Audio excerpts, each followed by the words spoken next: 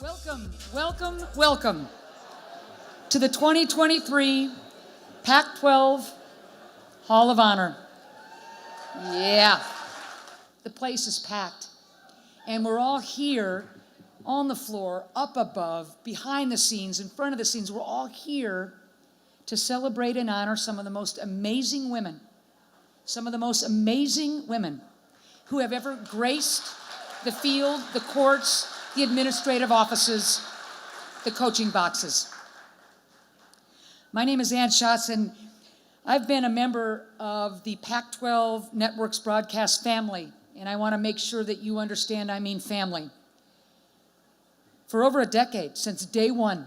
What an honor, what a privilege, because it brings me here, and I'm delighted to be on stage as your MC today. Absolutely delighted. Sharing with each and every one of you this remarkable occasion as we induct our 21st Hall of Honor class into a very prestigious hall of Pac-12 legends. This year's class, you make a note of it. It's represented by game-changing women who were and will always be critical foundational pieces to their teams, their schools, and this conference of champions. And in honor of each and every one of you women and the 50th anniversary of Title IX. Yep. In honor of you women, in honor of Title IX and the historic 50th year anniversary, the Pac-12 will induct the first all-female Hall of Honor class.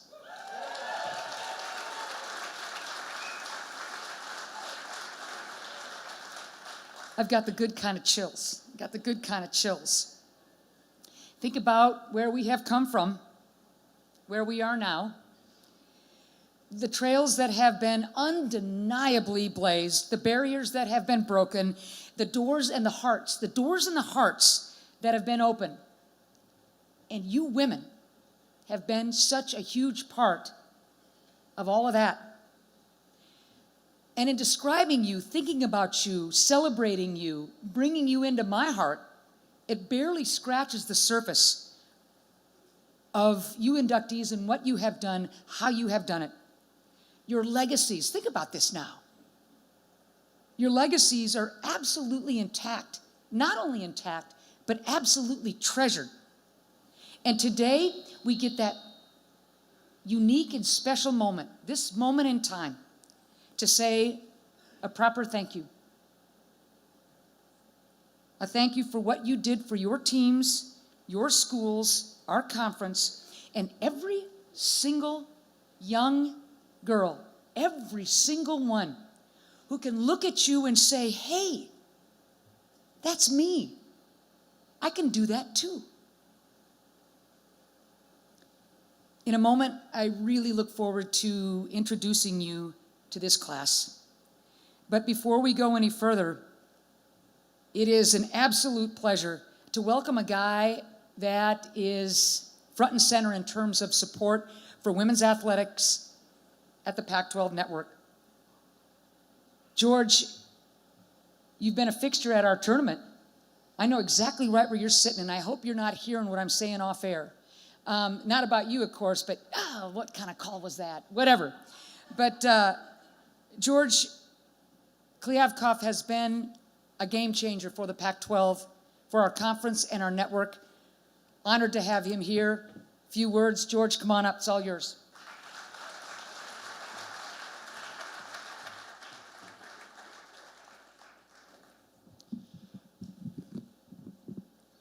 Thank you, Ann. On behalf of the Pac-12 Conference, it's my pleasure to welcome you to the 21st Annual Pac-12 Hall of Honor induction ceremony. This year's ceremony is especially meaningful, as Ann mentioned, in recognition of the 50th anniversary of the groundbreaking passage of Title IX. We're about to induct our first ever female class into the hall. Give them a round of applause.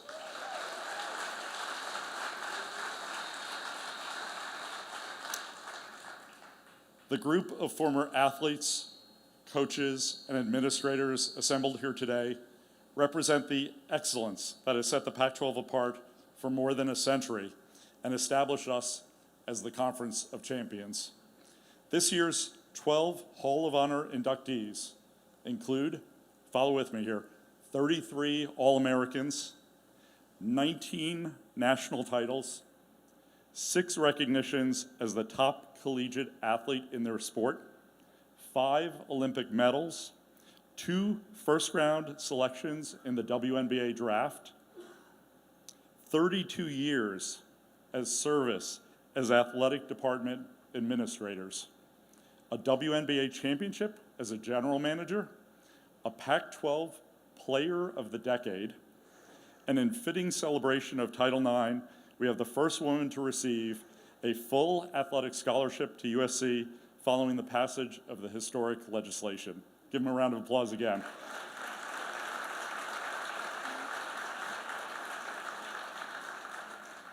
Not only did this class of honorees achieve incredible things in their various sports, but they also used the opportunities presented to them by college sports to earn degrees and go on to have impressive careers off the field, from medical practitioners to academic administrators to leaders in sports business and beyond.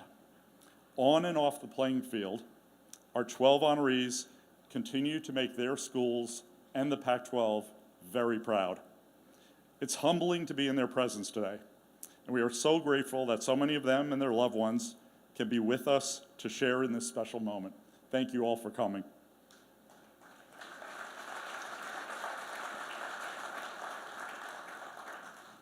This group of groundbreaking women illustrates the Pac-12's heritage as the best women's sports conference in the country, bar none. My colleagues and I are regularly inspired by the Pac-12 women currently competing for conference and national championships. And I know how fortunate they are to have women such as the ones we honor today to serve as examples and role models of what women can accomplish in and through sports. As some of you may know, the Pac-12 has truly earned its place as the Conference of Champions, earning more national championships and significantly more women's national championships than any other conference. That level of excellence is only possible because of the commitment of our member institutions to supporting large, diverse athletic departments to which this class of honorees was able to thrive. Thank you to all of the athletic directors who are with us today and other administrators here, including those among our honorees who served as athletic administrators in our conference, for working so hard to provide life-changing experiences to thousands of student athletes across the Pac-12. This event is a special chance to pause and think about our past as a conference, our decorated student athletes, our winning tradition, and our talented coaches and administrators who have spent their lives molding young people into accomplished members of society. Today, we formally recognize the accomplishments of our 12 inductees and bestow upon them the most prestigious recognition of contribution to Pac-12 athletics, membership in the Pac-12 Hall of Honor. We will add their names to a list that already features some of the greatest student athletes, coaches, and administrators in history. Once again, I want to thank you all for being here in Las Vegas with us this weekend, and especially for joining us on this very special day. Now it's time to meet our 2023 Pac-12 Hall of Honor inductees. To help us out, it's my pleasure to, absolutely.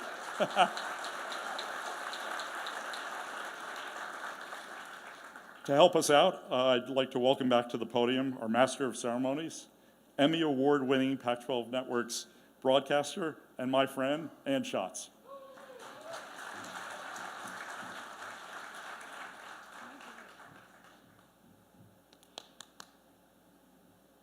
I really like that guy. I like that guy a lot. Okay, we've got a really cool video that's just gonna keep this ball rolling. So without further ado, train your eyes to the screens, and you're going to get a little taste of these women, what they did, what they have done, what they mean to all of us.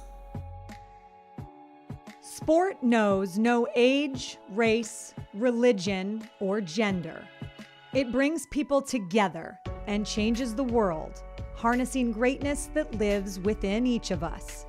50 years ago, Title IX changed the landscape of sport, creating countless opportunities for all and showing us the true meaning of the word champion.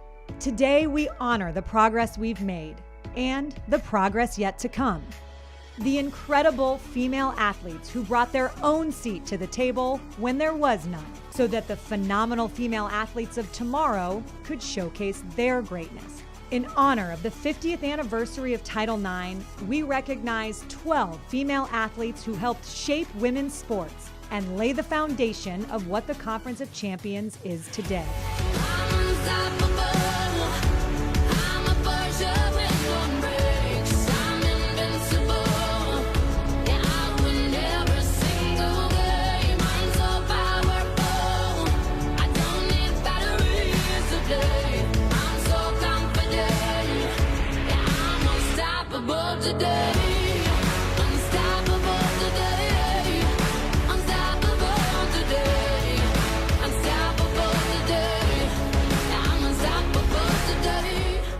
Welcome to the 2023 Pac-12 Hall of Honor.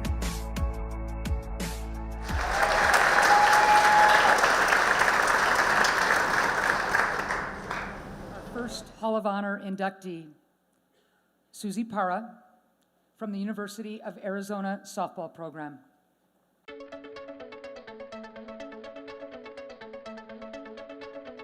When it comes to a championship pedigree, Susie PARA set a standard of excellence that is unrivaled.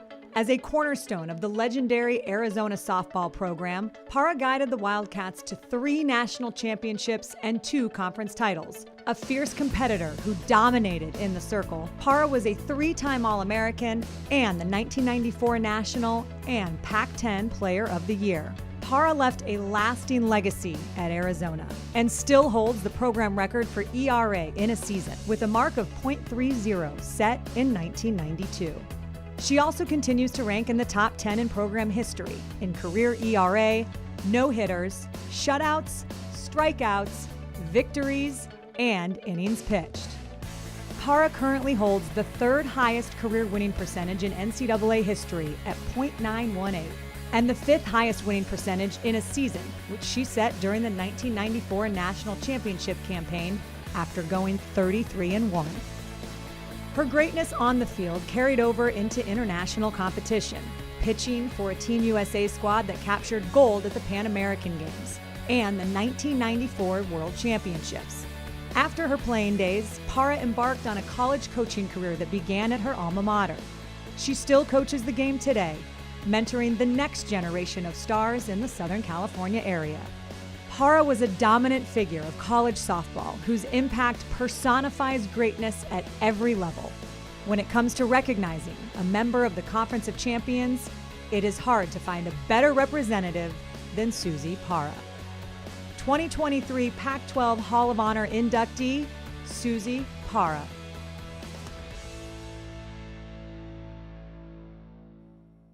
Presenting the award is Arizona's Executive Senior Associate Director of Athletics and Senior Women Administrator, Erica Barnes.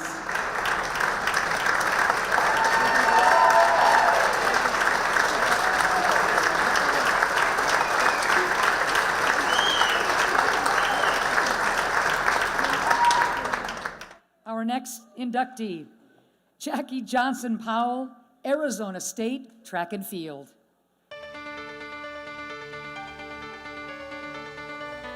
Jackie Johnson Powell, a legendary Arizona State Sun Devil, dominated competition en route to becoming one of the greatest athletes in the history of collegiate track and field. A pentathlete and heptathlete, Johnson Powell won 3 NCAA pentathlon titles from 2006 to 2008 and 4 NCAA heptathlon crowns in 2004, 2006, 2007, and 2008. The 8-time All-American guided Arizona State to 3 national titles during her tenure, as well as 2 Pac-10 titles during the 2007 and 2008 seasons. Her scores of 4,496 in the pentathlon and 6,307 in the heptathlon are still program bests. In total, Johnson Powell holds 10 all-time top 10 marks across Arizona State's indoor and outdoor record books.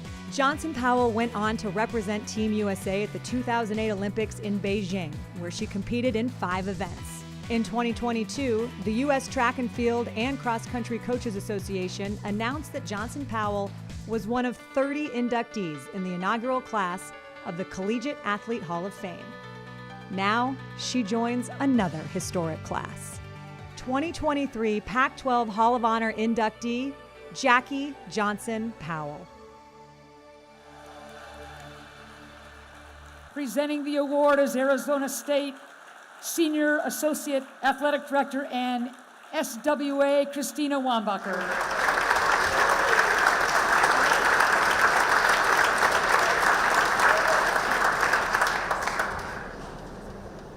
Our next honoree tonight, Dr. Luella Lilly, California Athletic Administrator. A pioneer in Cal women's sports, Dr. Luella Lilly tirelessly worked to advance women in athletics. An accomplished swimmer at Lewis and Clark College, Lilly earned a master's degree and PhD prior to arriving at Cal in 1976 as the Bears women's athletic director. During her 17 years at the helm, Lilly oversaw a women's athletic program which won 28 conference championships in 8 of 11 sports, in addition to national crew titles in 1980 and 1984. In the National USA Today Excellence Rankings of women's sports programs, Cal ranked in the top 12 in each of the final 8 years of her tenure, including an all-time high ranking of 4th in 1989. Off the competition stage, Lilly built a mostly female administration and worked to ensure proper treatment of women throughout athletics, including improved locker rooms, equipment, travel budgets, facilities, and athletic scholarships. Lilly established the Cal Women's Hall of Fame during the 1977-78 academic year, with those inductees now part of the California Athletics Hall of Fame, which Lilly became a member of in 2005. In 1999, Lilly was presented the Lifetime Achievement Award by the National Association of Collegiate Women's Athletic Administrators for her trailblazing contribution to women's athletics. 2023 Pac-12 Hall of Honor inductee, Dr. Luella Lilly. Presenting the award to Dr. Lilly, Cal's Senior Women Administrator, Jenny Simon O'Neill.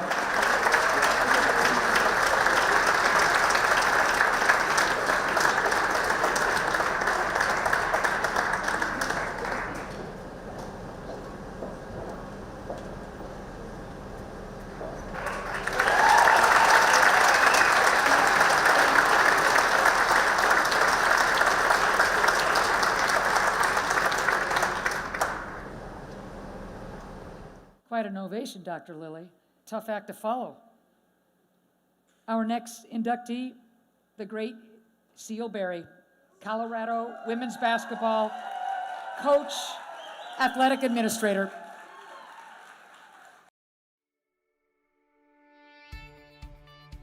An iconic coach and administrator, Seal Berry built the University of Colorado women's basketball program into a national powerhouse. After becoming the head coach in 1983, Berry began a 22-year run at Colorado, which included 13 20-win seasons, 4 conference championships, and 12 NCAA tournament berths, which included 6 Sweet 16 and 3 Elite 8 appearances. Berry's 427 wins with the Buffs make her the winningest coach in all sports at Colorado. And she also became just the 24th coach in women's NCAA history to reach 500 career victories. She earned National Coach of the Year honors in 1994 and was named the Big 8 Coach of the Year 4 times. In 1995, she led Colorado to a school record 30 wins and a #1 seed in the NCAA tournament. Barry also coached on the international stage with 7 stints with USA Basketball, serving as an assistant coach for the 1996 national team, which won gold at the Atlanta Olympics. Before retiring in 2020, she spent 15 years as an administrator at Colorado, beginning as an associate athletic director for student services and continuing as the school's first deputy athletic director. Barry was inducted into the Sports Women of Colorado Hall of Fame in 1994, the Colorado Sports Hall of Fame in 2006, the University of Colorado Athletic Hall of Fame in 2010, and the Women's Basketball Hall of Fame in 2018. Today, she joins another illustrious group. 2023 Pac-12 Hall of Honor inductee, Seal Barry. Another standing O, presenting the award to Coach Barry, Colorado Chancellor Philip DeStefano.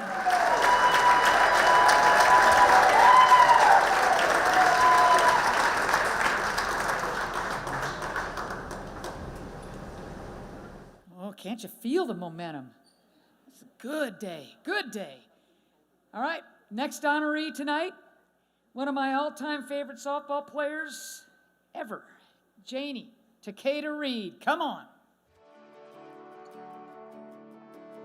One of the greatest Oregon softball players of all time, Janie Takeda Reed helped elevate the standard of success in Eugene. Takeda Reed was a 3-time All-American and 3-time All-Pac-12 first-team honoree. Playing in 241 games, Takeda Reed led the Ducks to 3 straight Pac-12 championships from 2013 to 2015, and 3 Women's College World Series in 2012, 2014, and 2015. She remains Oregon's all-time leader in numerous categories, with 102 stolen bases, 204 runs, 309 hits, and 788 at-bats. She also ranks second all-time with 42 doubles and a .392 career batting average. The outfielder maintained excellence throughout her entire career. As a freshman, she earned Pac-12 All-Freshman Team honors in 2012, before breaking out during her sophomore year with a .442 batting average, which led the Pac-12 and ranked 13th nationally. During her junior year, Takeda Reed became just the second 2-time All-American in program history and was named MVP of the NCAA Eugene Regional.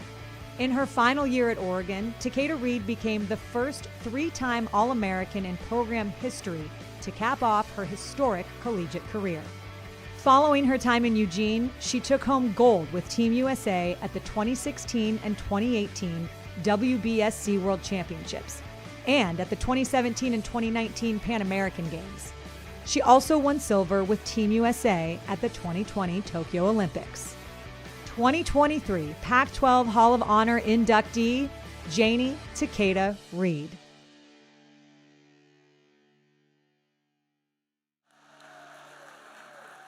Presenting the award to Janie, Oregon's Athletics Director, Rob Mullins.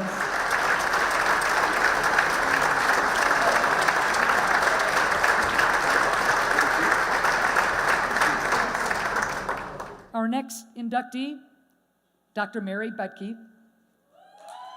Yeah, Oregon State Women's Golf Club and program and so much more. A trailblazer in Oregon State women's golf, Dr. Mary Budke laid the foundation for the program today. Prior to her success at Oregon State, Budke won 3 consecutive Oregon Junior Girls Championships and advanced to the semifinals of the 1970 and 1971 U.S. Girls Junior Championships. With the Beavers, Budke won the 1972 U.S. Women's Amateur Tournament and the 1974 Intercollegiate Tournament. After finishing as runner-up in 1972 and 1973, Budke clinched the 1974 AIAW National Championship title. An 8-time Oregon amateur champion, she received the Bill Hayward Award as Oregon's top amateur athlete in 1972, becoming the first woman and one of only 2 golfers to be honored by that time. That same year, she was the #1 ranked amateur golfer in the country. Budke was also a member of the 1974 USA Curtis Cup winning team and later captained the victorious 2002 USA squad. Budke's storied accomplishments on the links have led to her induction into the State of Oregon Sports Hall of Fame, Oregon Golf Hall of Fame, the National Golf Coaches Association Player Hall of Fame, and the Pacific Northwest Golf Hall of Fame. Outside of golf, Budke had an impactful career in the medical field, receiving her medical degree at the University of Oregon and working in emergency rooms before retiring in 2011. 2023 Pac-12 Hall of Honor inductee, Dr. Mary Budke.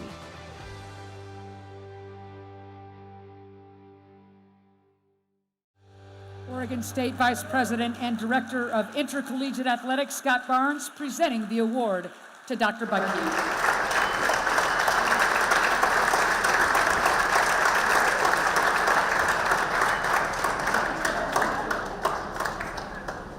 Our next honoree, Jessica Mendoza, Stanford softball. One of the most decorated players in the history of softball, Stanford's Jessica Mendoza left her mark as one of the sport's all-time greats. A 4-time first-team All-American, Mendoza led Stanford to its first Women's College World Series appearance in 2001, earning a spot on the All-Tournament team. Mendoza was named Pac-10 Player of the Year in 2000, after picking up Conference Newcomer of the Year honors as a freshman in 1999. In addition to 4 first-team All-Conference selections, Mendoza was recognized as an NFCA Scholar Athlete in 2002 as a senior.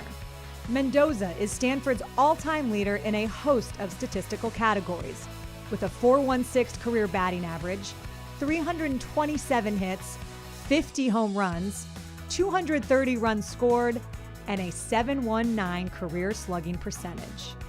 She also currently ranks second all-time with 86 stolen bases, and third with 188 runs batted in and 70 doubles. After Stanford, Mendoza enjoyed a stellar international career. The 2006 USA Softball Female Athlete of the Year, Mendoza won gold at the 2004 Olympics in Athens and silver in the 2008 Olympics at Beijing. A trailblazer in her own right, Mendoza became the first female broadcaster in the booth for ESPN's Men's College World Series coverage in June of 2015. And 2 months later, became the first female commentator for a Major League Baseball game in the history of ESPN. Mendoza also joined the Los Angeles Dodgers broadcast team in 2022 as the organization's first female analyst. Mendoza was inducted into the Stanford Athletics Hall of Fame in 2012 and the National Softball Hall of Fame in 2019. 2023 Pac-12 Hall of Honor inductee, Jessica Mendoza. One of my broadcast heroes, presenting the award to Jessica, Stanford Director of Athletics, Bernard Muir.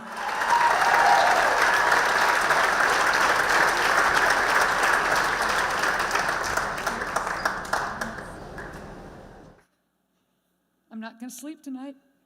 There's no flipping way. I'm not going to sleep tonight. Okay.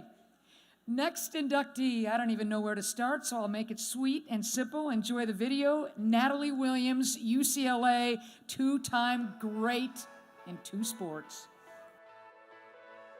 One of the greatest 2-sport athletes in collegiate history, Natalie Williams excelled on the court unlike any other.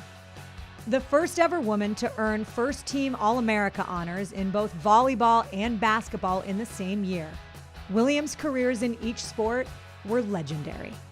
In volleyball, Williams was a 3-time first-team All-American and 2-time Honda Award winner as the National Player of the Year.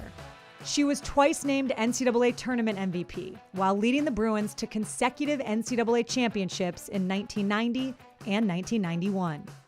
In basketball, Williams was a 2-time first-team All-American, the Pac-10 Player of the Year as a senior, and a member of the 1994 Kodak All-America team. Her career average of 12.8 rebounds is second all-time in conference history, and she's the only Bruin in program history to grab more than 10 rebounds per game for her career. She led the conference in rebounding 3 times and scoring twice. At UCLA, she ranks 8th all-time in scoring with 1,813 points and 3rd all-time in scoring average with 20.4 points per game. She accumulated a total of 16 Pac-10 Player of the Week honors, 8 in each sport. And in February of 1996, she was selected the Pac-10 Female Athlete of the Decade from 1987 to 1996. Professionally, she earned MVP honors in the 1997-98 season with the Portland Power of the ABL, leading the league in scoring and rebounding.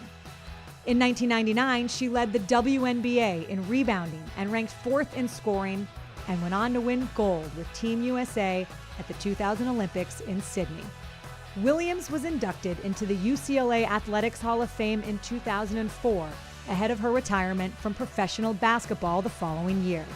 She now serves as the general manager for the defending WNBA champion Las Vegas Aces.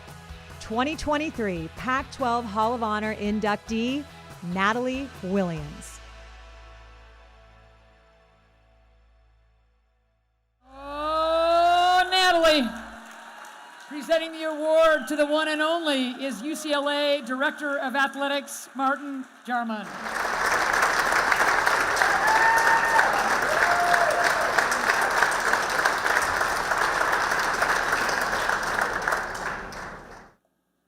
Our next honoree, Barbara Hallquist de Groot, USC Women's Tennis. One of the USC women's tennis program's most decorated alumna, Barbara Hallquist de Groot, was the first woman to receive a full athletic scholarship at USC after the passage of Title IX. Entering USC, Hallquist de Groot was ranked number 1 in Southern California as a junior player, having won 2 national USTA junior titles and ultimately compiling 9 national USTA titles overall. She was also a co-recipient of the USTA Girls Sportsmanship Trophy in 1975.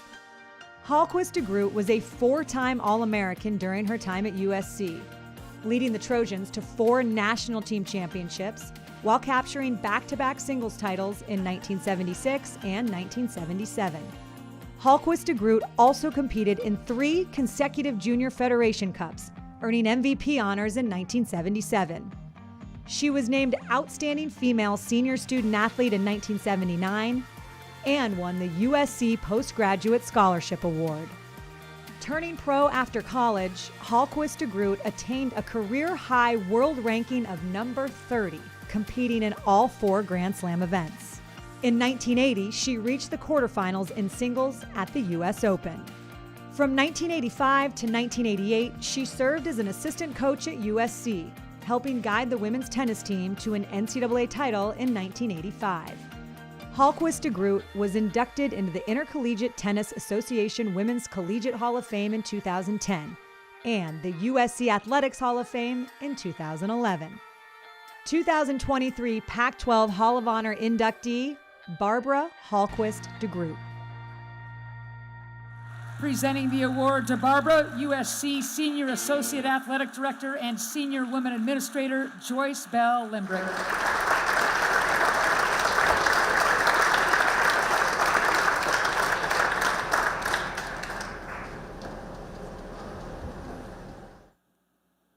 Our next inductee, Kim Gaucher, Utah Women's Basketball. Kim Gaucher, University of Utah and Canadian national team legend, thrived on the basketball court.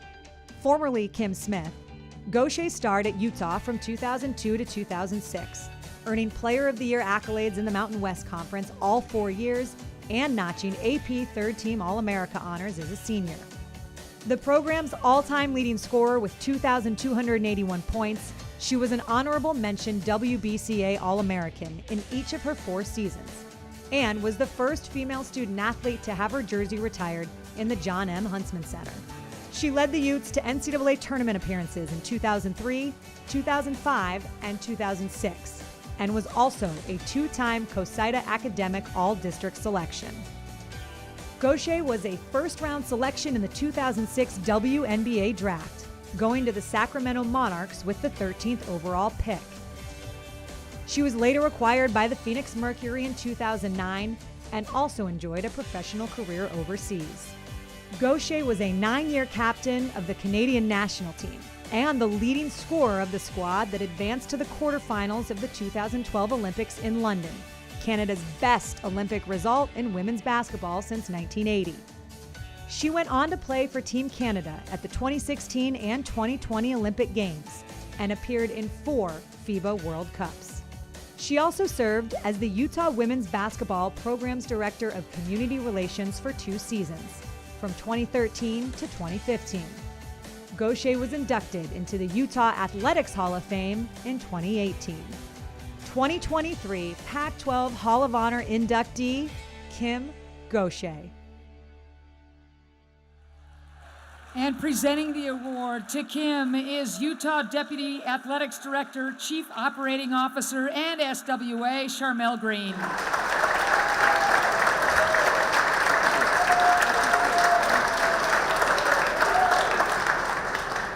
Our next honoree, Danielle Lowry, Washington Women's Softball, another Canuck. One of the most accomplished pitchers in college softball history, Danielle Lowry elevated the University of Washington softball program to new heights. A 3-time NFCA first-team All-American, Lowry led the Huskies to their first ever national championship in 2009, a season where she was the Pac-10 Pitcher of the Year, NFCA Player of the Year, and Most Outstanding Player of the Women's College World Series. She went 42-8 during the Huskies' historic 2009 campaign, compiling 521 strikeouts while allowing just 76 walks in 350 2/3 innings.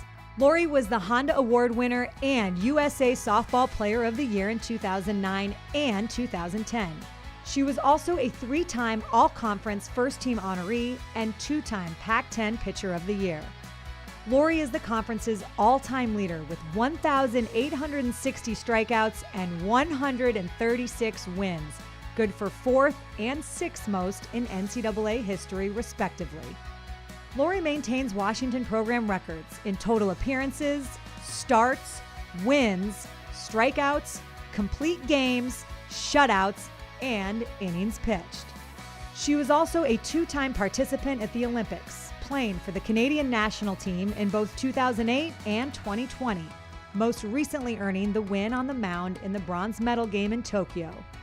Lowry played professionally for the USSSA Pride in the National Pro Fast Pitch League, making the All-Star team in 2011 and winning a pair of Cowles Cup championships. Lowry was inducted into the Husky Hall of Fame in 2018. 2023 Pac-12 Hall of Honor inductee, Danielle Lowry. One of a kind, presenting the award to Danielle, Deputy Athletics Director, SWA, Aaron O'Connell.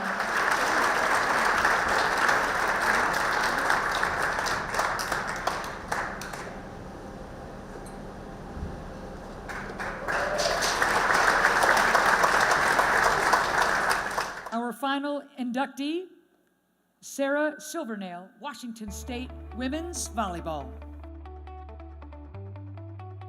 Sarah Silvernail, one of the most decorated volleyball players in Washington State history, dominated on the court during her illustrious career. Silvernail earned AVCA All-America honors in 1995 and 1996, becoming the first Cougar to earn multiple All-America accolades. She was the 1996 Pac-10 Player of the Year and was a 3-time All-Pac-10 honoree from 1994 to 1996. Silvernail helped lead the Cougars to the NCAA tournament in each of her 4 seasons, including a run to the regional final in 1996. That year, Silvernail won Team MVP honors along with 3 selections as Pac-10 Player of the Week. She was also named the 1996 Female Athlete of the Year by both the Greater Spokane Sports Association and Tacoma News Tribune. Silvernail maintains Washington State program records in career kills with 1,848, single-season kills with 649 during the 1996 campaign, and most kills in a match with 39. She also tallied double-figure kills in 96 of 120 matches across her career as a Coug. In March of 1997, she was named to the USA national team and spent the summer in Colorado Springs training for the 2000 Olympic Games. She played for the Chicago Thunder in the United States Professional Volleyball League and also competed professionally overseas. Silvernail was inducted into the Washington State Athletics Hall of Fame in 2001.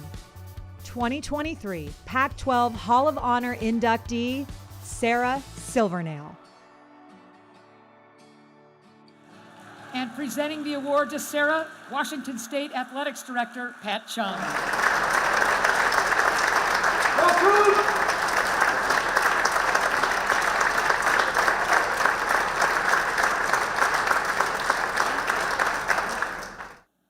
Congratulations to the Pac-12 Hall of Honor class of 2023.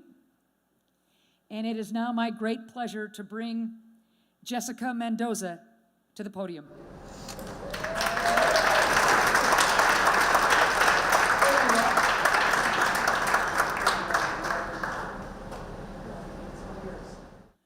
Oh my goodness, what an honor this is. And being able to speak for this wonderful, amazing group of women. I know the first words out of our mouths would be thank you.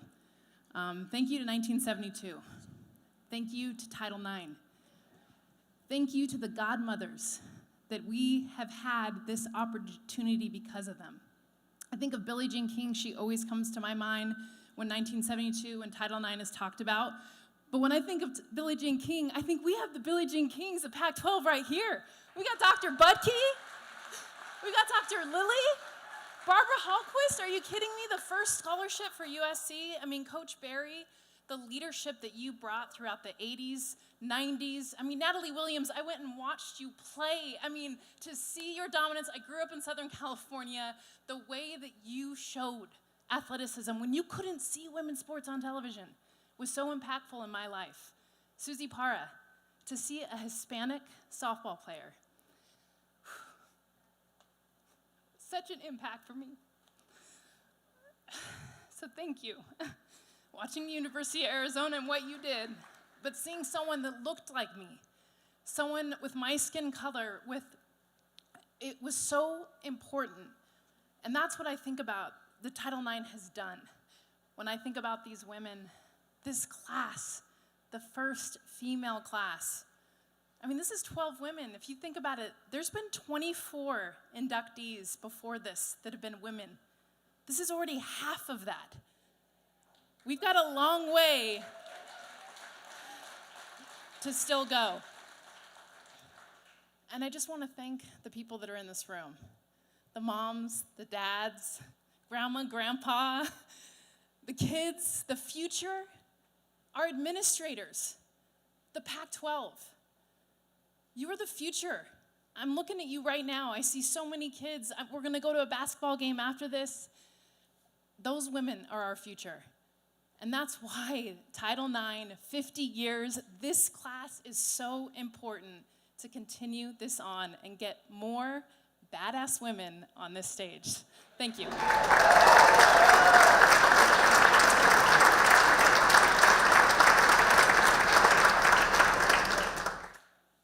Well, that about sums it up. Yeah, the badass women on this stage. I was wondering if I could say that, but since the legend said it first, and we've been encouraged to be our authentic selves, badass is right. Yep. All right, so we've got this group. Give me a second.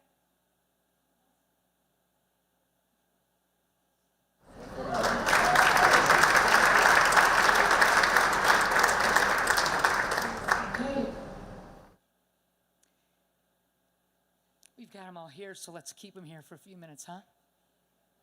Got some questions. You guys are on the hot seat now.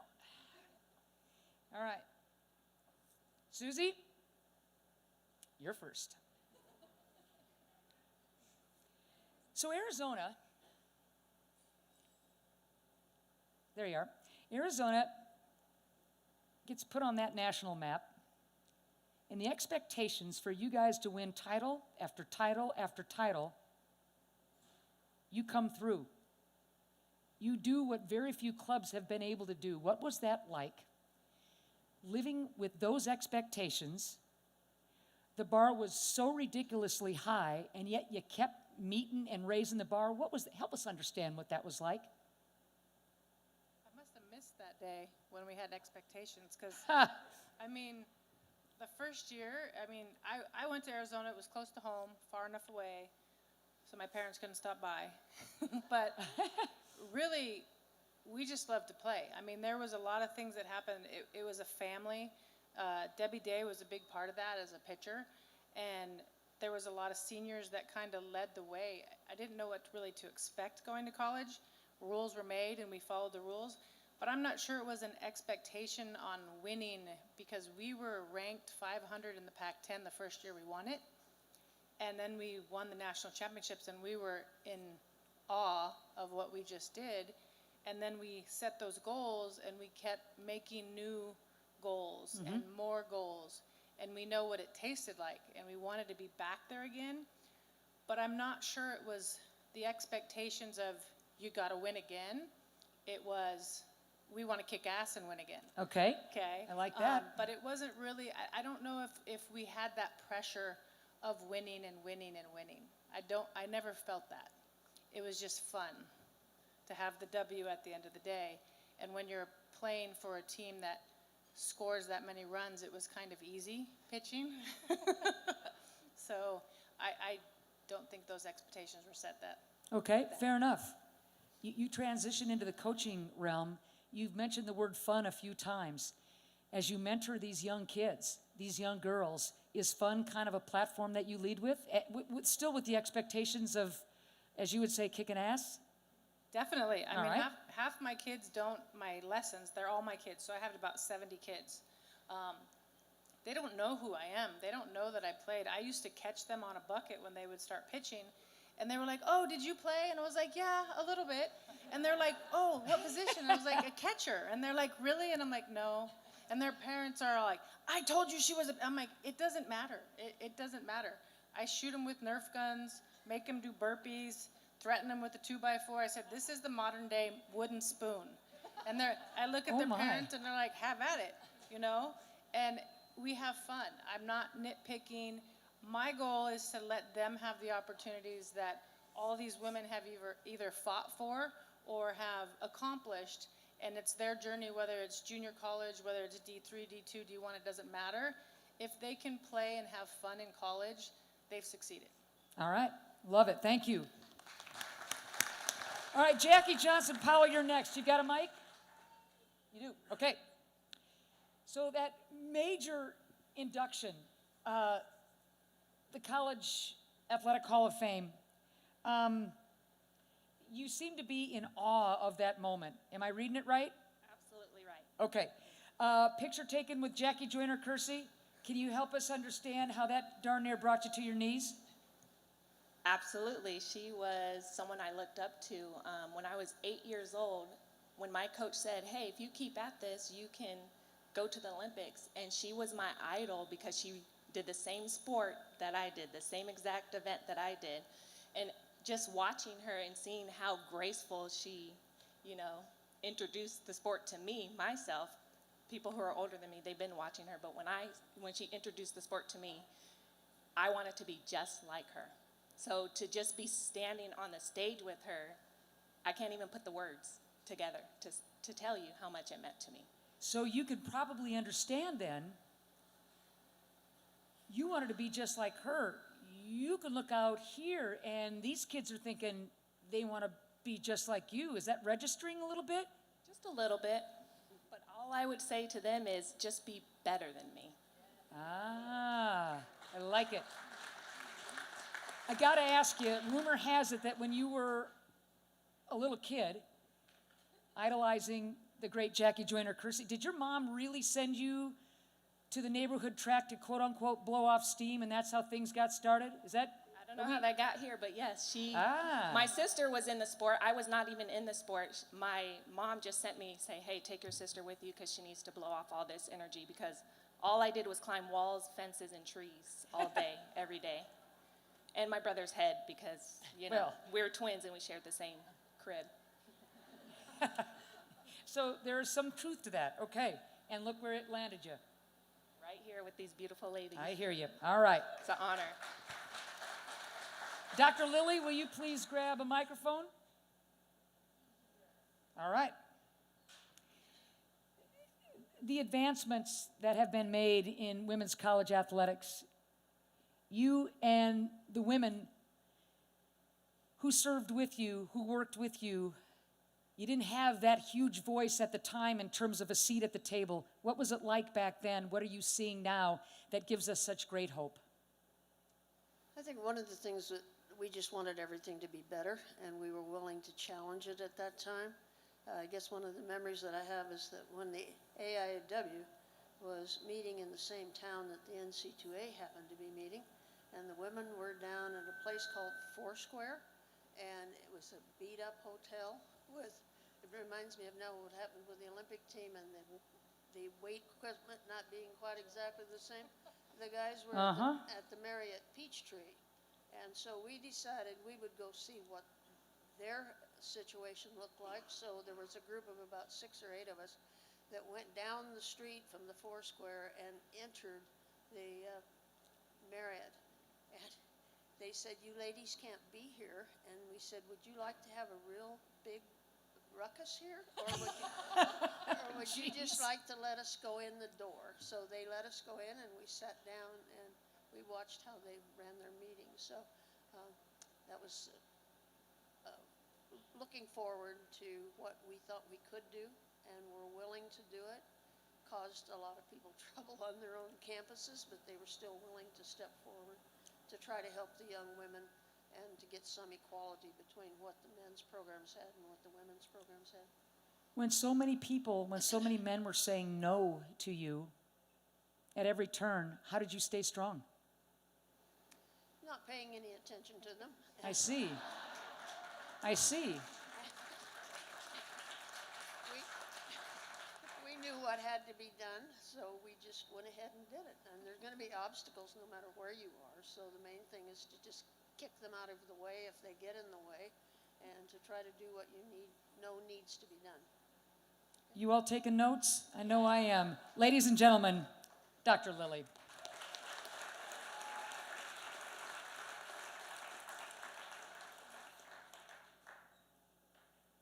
Coach Barry, got a mic? And a girl. All right. You've got this interesting blend of being just one of the all-time great coaches, certainly ever at Colorado, and then the administrative angle of your tenure at Colorado. How do the two complement each other?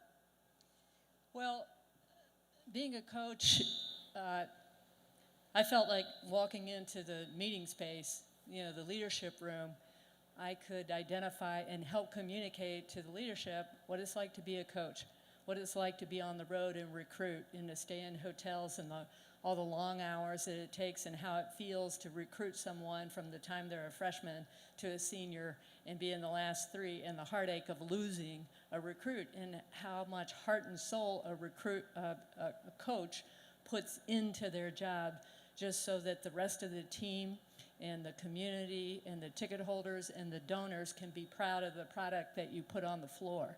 That coaches, a lot of times coaches get a bad rep, that they're in it for themselves. And there's so many hours that coaches are away from their families and they put into that. You don't see what they do, you see the game. Like tonight, you see the 2 games that are going to be played.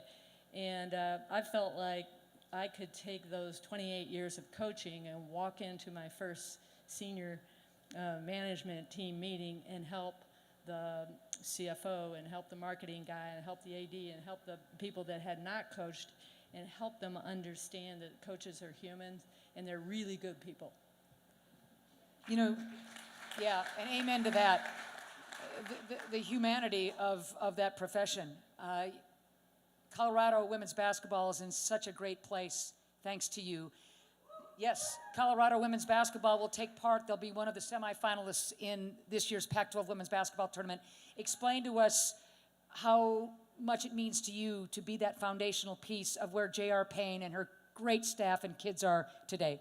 Well, I see a lot of the fans that are still coming to the games that were fans from 1993, 30 years ago, you know, and they're still there, and they're still believing the black and gold and the Buffaloes, and they, you know, they make the trip out here. Some of them are here tonight. One of them still does radio for us. Carol Callan has been doing radio for 40 years, and you know, that's what it is in sports, the resiliency. You get up, you know, you get beat, you get beat, you get beat, but you never lose hope. And that's what's so cool about JR. You know, she had her tough years, 6 years, now all of a sudden her 7th year, she's really knocking on the door. So that's pretty cool. Seal, thank you.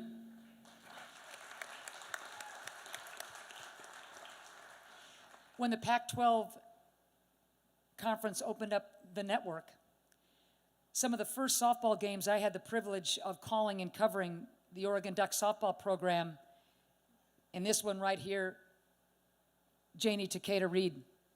And she was a magician with the stick and in the outfield, one of my all-time favorite players.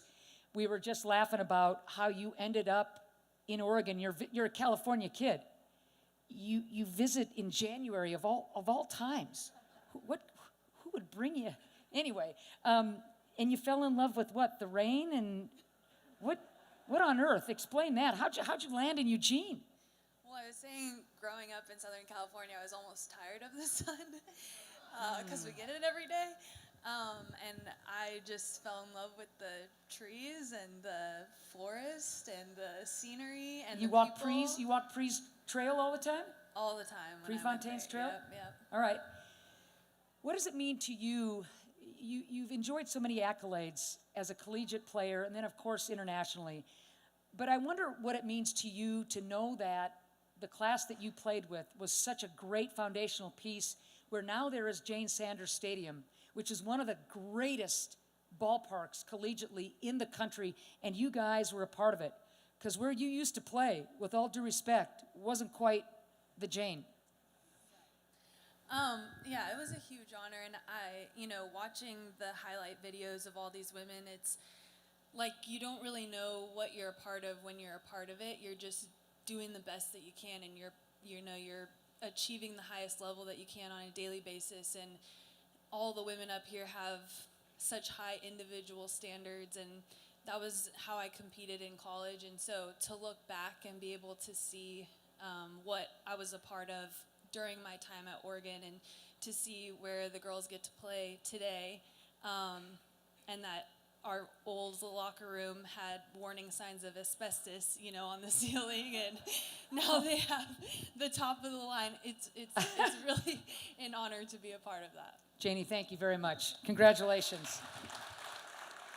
All right, Dr. Budke, grab that mic. Atta girl. All right. You break into a male-dominated sport. What's your message to all the young ladies that are coming up through the ranks, playing golf, to stick with it and follow their dreams?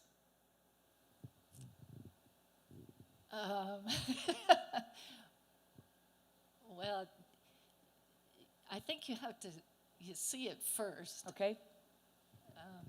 You see someone that you admire in the sport, or you see how they play, such as Mickey Wright, and you're so moved by that. And somehow you get attached to the sport, and you want to learn. Learning is probably the most important thing. I was a copier. I copied mostly men players, Okay. but also women players.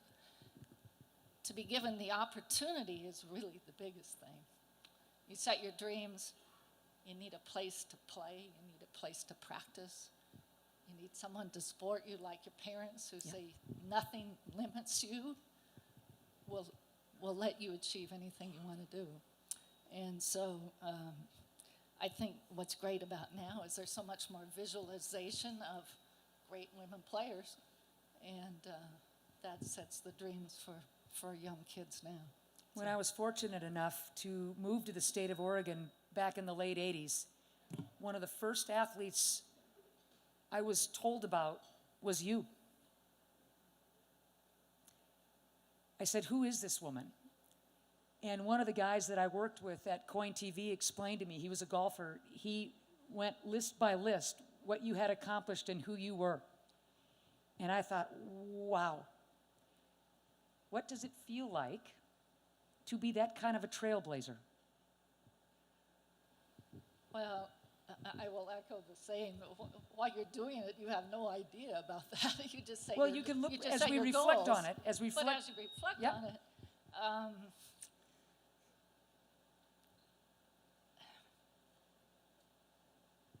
it feels great. good. And it's wonderful.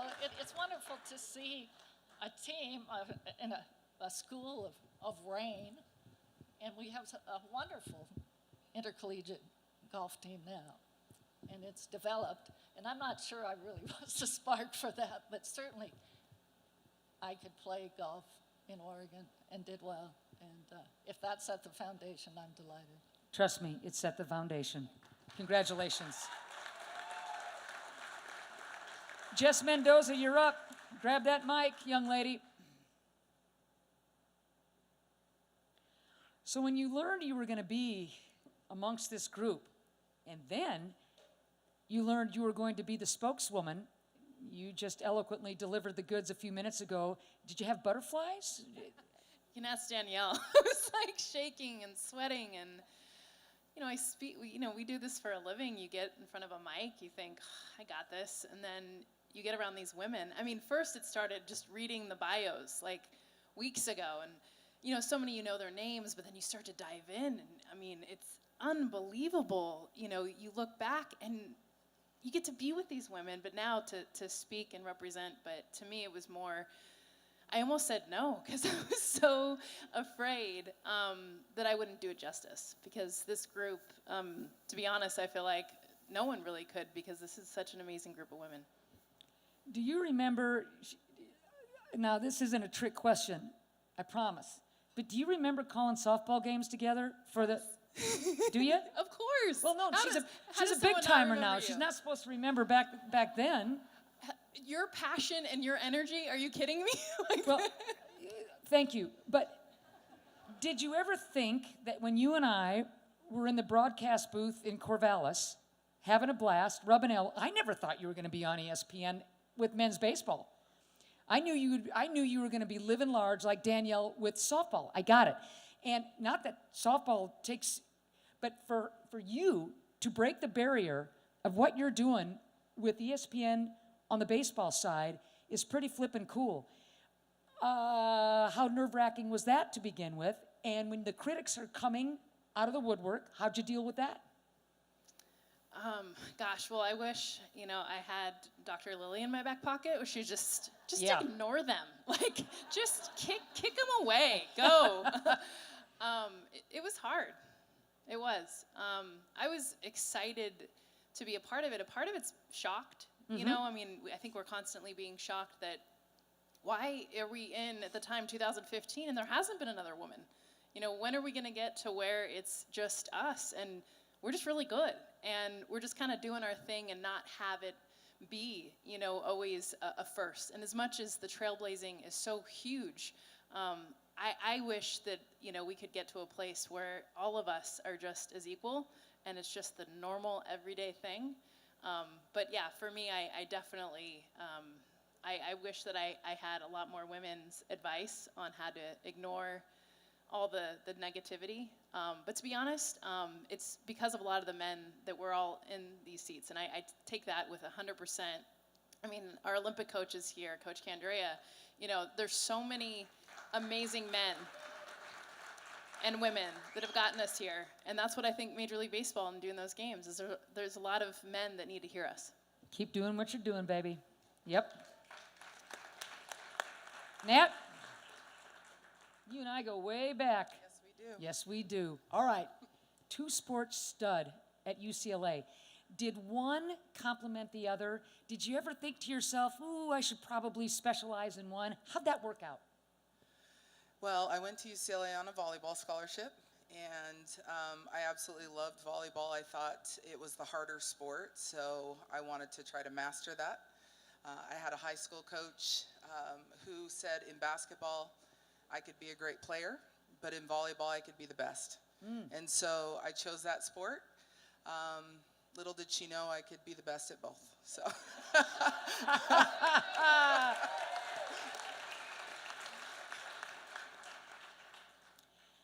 You're now with the Las Vegas Aces.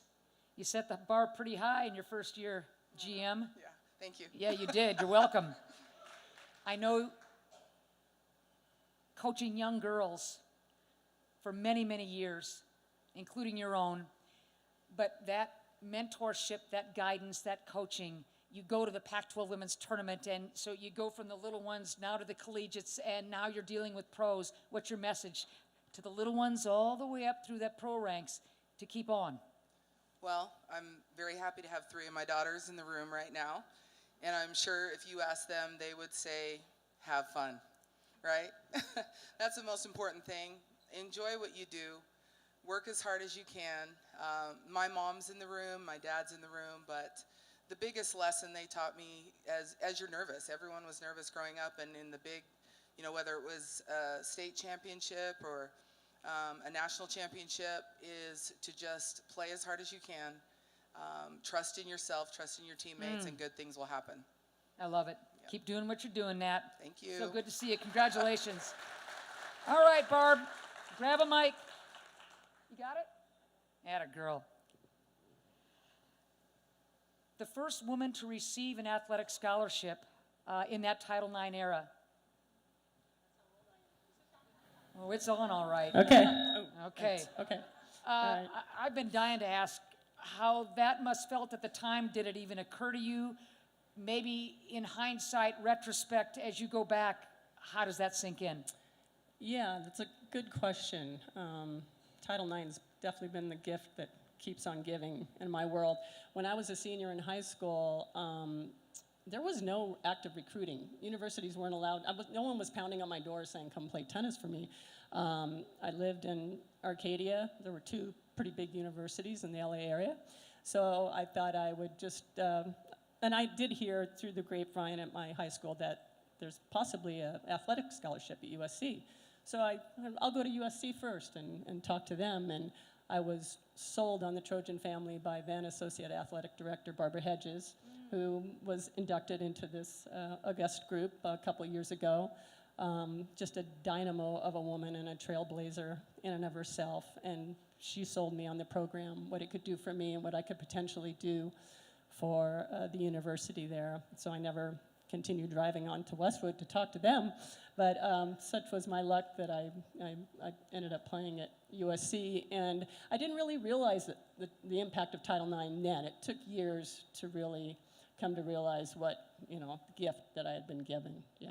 I never would have been able to have gone to USC and to a school of that stature and that expense had I not been given the scholarship that I was. Are you pleased with the progress that you've seen over the last 50 years when you've been one of the true trailblazers, when it took Title IX a while to get going in terms of enactment? It truly did. And Barbara, went to John McKay, then athletic director, and said, John, we've got to do this. If we want to compete, if we want to be on this, this stage, and he said, by all means, let's do it. So the 2 of them were the ones that really got it going at USC. And now our athletic director, Mike Bone, is carrying on that legacy and, just fighting hard for gender equality. And the courts we played on were like glass. And, we'd go across the street to the liquor store to get something to drink, and that's just kind of, not alcohol, but jeez. They had these little ice cream drinks that we had. Kind of set yourself up for that one. Yeah, oh my God, you can't strip this from me now, right? But anyways, yeah, the advancements and the improvements and just, and we need to keep fighting for all these things that we've worked so hard to gain. Thank you very much. I'm glad you went over and got some refreshments at that store. Kim Gaucher. Knew you as Kim Smith, one of the all-time greats in collegiate history at Utah. When you look at the many accolades you've received at Utah, collegiately, internationally, your jersey retired, where does this day shape up? Yeah, this is pretty cool. To be inducted with 11 amazing women is pretty impactful. Obviously, I didn't play in the Pac-12, so it was a bit of a shock, but to be alongside of these women is pretty incredible and a very special honor. Was that jersey retirement right up there too? Gotta ask. The jersey retirement was, yeah, to be able to be the first women. You know, you always looked up there when you were playing and there was like 10, 12 men hanging up there. And so I had a badass coach in Elaine Elliott. Yep, she was a great one. She fought for women and she pushed hard to make sure that when she left, there was going to be a female hanging up there. That's awesome. Well done. Danielle Lowry, grab that mic. When you think about the Washington Husky program and that 2009 national championship and where the program is, you guys never missed a beat after that. Still chasing that second one, but knowing that you were a foundational piece, what does that mean? Oh, I mean, teammates, grateful, the ones that come before you. Like, I really think of like the leader of your ship, and you think of Coach Tar, and I was her first recruit ever when she got that job. So special, the fact that she trusted in me as a Canadian to go across the border and say, hey, I'm going to give you this opportunity. But I was a small piece in that puzzle. I was just lucky to be pretty good. I worked really hard. And 2009, like as a squad, we set a standard that we're going to stay above the line. And if we're not, then you can't be here. And I mean, Nikki Williams, a teammate, is here. Like, we just have that common love for each other, and we always will. And I love what Coach Tar's doing, and they're my family, and they always will be. So, big fan. That final out in that, yeah, I bet that's etched in that heart forever. I mean, that's what we work for as athletes, and not everyone gets that opportunity. And, you know, I have 2 little girls that I hope get the chance to do something special in sports, but the destination is cool, but it's the road that we have to take to get there that we need to enjoy, I think, more than anything. And kids nowadays, it's rushing to try to get there, but if we can be where our feet are at and enjoy that process, it makes a moment in time like that, I feel like, so much more impactful. So, yeah, shout out to my family and support that's here. It's a good table. That's awesome. Another Pac-12 broadcast colleague. Hey. Yes, well done, Danielle. Thank you. Can't wait to get back in the booth with you. All right, Sarah. There you are. Natalie told me that I can't talk because there's an important game going on right now. Yeah. I got to get to the bottom of this. We got till 8:30. A self-described brainiac volleyball nerd. Oh, that's cold. Self-described brainiac volleyball nerd. Who? You. Oh. You called yourself that. I read it. Really? Yep. So you better fess up. What are you talking about? Yeah. I don't know if anyone's referred to me as a brainiac. To you as volleyball nerd. When was this? Brainiac. We'll discuss afterwards. I'll show you my source. I did major in volleyball at WSU, if that's what you're looking at. It was definitely my major. What is it? What's a volleyball? All right, take the brainiac out of it. What's a volleyball nerd? Well, I think I might have been referring to the hyper-focus because I'm really good at one thing, like really, really good at one thing at a time. And I loved volleyball. I studied it. I just have become a sport of it. I've coached it, and I just enjoy it. So it is something that I probably wanted to know every little facet about. So I guess that might have been what I was talking about. But are you still coaching? I just retired from coaching 4 years ago, and got a couple more little state championships with my daughter's high school team, and dabbled with college stuff. But no, I had to get my big girl job eventually. All right, learning from the best. I like a good volleyball nerd. Congratulations. Yeah. Thank you. Okay, folks, I want you to take this all in. This group, these champions, please acknowledge.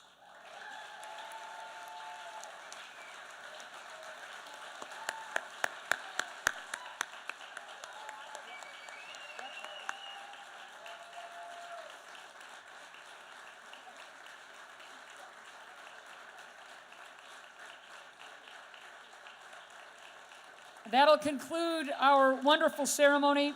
The inductees are going to get a group photo, and then we're going to all hustle over to Mandalay Bay for the continuation of the Pac-12 women's basketball tournament. They're going to be honored again, and that's great.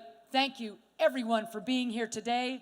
Thank you so much for honoring this incredible class of women. Have a great day, everybody. See you over at the tournament.